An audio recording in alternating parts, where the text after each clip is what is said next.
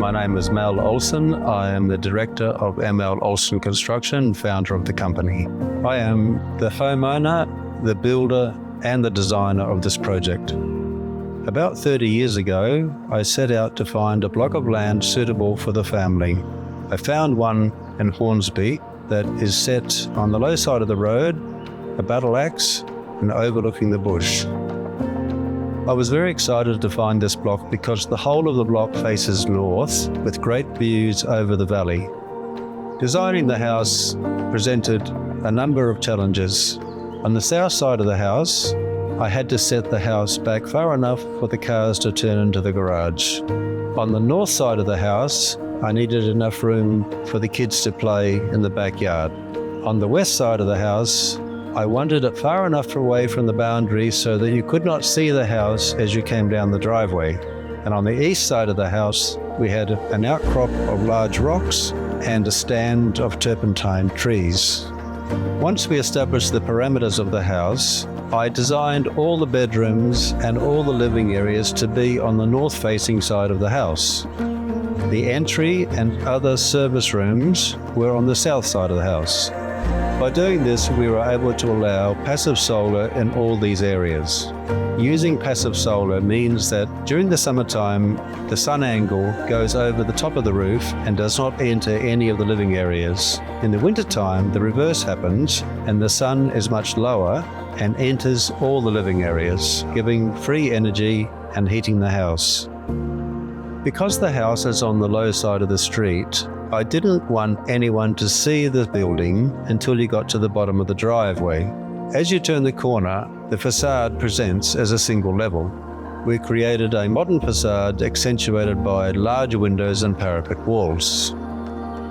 The entry position and the passage to downstairs created my biggest challenge. It was important to be able to see the front door as you come down the driveway, but also equally important to arrive at the lower level between the lounge and the kitchen. We designed a curved staircase from the west to the east side of the house that arrives between the formal lounge and the living areas. The formal room has a combined dining and lounge area with a built-in fireplace. It has large eastern windows, large northern windows, and has a curved ceiling. I designed square pattern windows to resemble picture frames to create views of nature. My family and I have spent many evenings here enjoying the warmth of the fireplace. Moving into the heart of the house, we have a combined open-plan kitchen, family and meals area. So the kitchen design follows the curve of the stairs with an opposing curve on the other side, creating an unusual but interesting kitchen. It features stone bench tops, European appliances and an adjacent spacious butler's pantry. For the meals area, I always wanted a round table that faced north with the sun on my back. So I created a half-circled room with floor-to-ceiling glass.